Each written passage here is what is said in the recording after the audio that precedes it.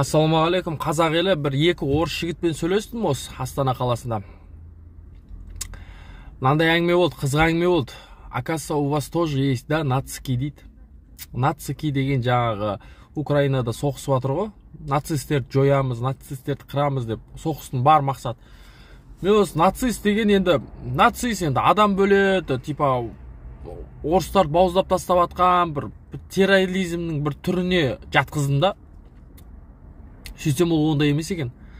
Нацик деп бұлардың нацист деп жүрген жаңа біздегі мынау орыс тілін алып тастайық, қазақ тілімен не қылайық, мектептің бәрі жаңа қазақша болсын, осылай болсын деп қазақтың жанашырлары, қазақ тілінің жанашырлары, кезіндегі ата бабалары осы жер үшін жанын берген, өзінің бүкіл бала шағасын құрбан еткен бабаларымыз аманат қылып қалдырған тілді ары қарай жалғастырайық деп шырылдап жүрген адамның бәрі нацик екен сонда. Нацик болдық ал, құрметті ағайын. Ну, в чем проблема дейді. Можно же просто кому как удобно на том языке разговаривать деп қояды. Мақыл шешең сыйлайын, удобно болсын. Удобно болып и так сөйлеп жүр бізде же, удобно қылып шешең сыйлайын. Қазақша неудобно дейді, қазақша сөйлеу маған. Маған орысша удобно дейді. Удобно болса мәңгүртсің өзің, балаң орысша оқытып жатсың, ол да мәңгүрт. Ата бабасын, жет атасын білмейді, жет атасын білмеген жетесі, соң қазақ баяғыда айтқан, но мен емес айтып жатқан. В общем, ақырында орыстан алады, Қытайға тиеді. В общем, шешесі сыйлай, короче, не мұсылман емес, не кәпір емес, мәңгүрт қой, таза. Солай болып, сондайға баратын нәрсе да ол бара-бараша.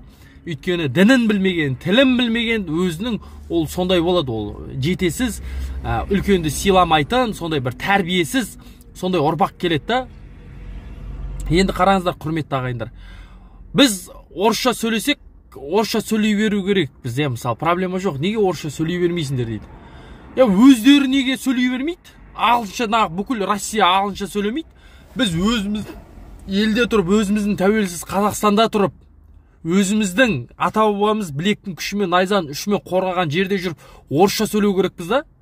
Олар өзінің жерінде тұрып, олар тоже орысша сөйлеу керек. Олар ағылшынша сөйлесін, біз орысша сөйлейік. Давай солай келісейік онда. Құрметті ағайын, өзіміздің тілімізді өзіміз құрметтемесек, біздің тілді ешкім құрметтемейді. Бұл ешкімге керек емес. Бір тиынға да кезінде ата бабаңды қырған, жойған, аштықпенен қырған, соның тілін мақтан тұтып, маған удобно деп сөйлеп жүрген надандар, мен солай айтайыншы. Естерің жиыңдар. Бүкіл бізде элитаның бәрі орысша сөйлейді. Бір бизнес-центрге кірші, қарапайым бизнес-центрге. Бір қазақша сөйлейтін адам табу қиын. Бір-бірімен бүкіл орысша сөйлеседі. Ал біздің қайда кетіп баратқанымызды осыдан ақ көре берсеңдер болады. Бір орыс жігіт айтады маған: я думал, русский язык на втором месте дейді в Казахстане, оказывается на первом месте дейді.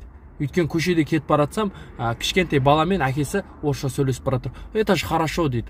Хорошо дедім. Ағайындар, өте ауыр нәрсе. Мына қазір қиын жағдай болып жатыр. Кеше бір таксист жігіт айтады, екі орыс жігіт енді рэпер ма бірдеңе, в общем, екі қазақ қызбенен неге кіріп баратыр дейді гостиницаға. Мен ана қыздарға айттым дейді, қыздар қазақтың жігіт табылмады ма деп.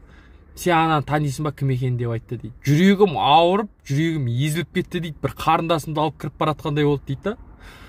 Шешең саған, ағайындар да, қазаққа қазақтың жаны ашмаса, ешкім жаны ашмайды.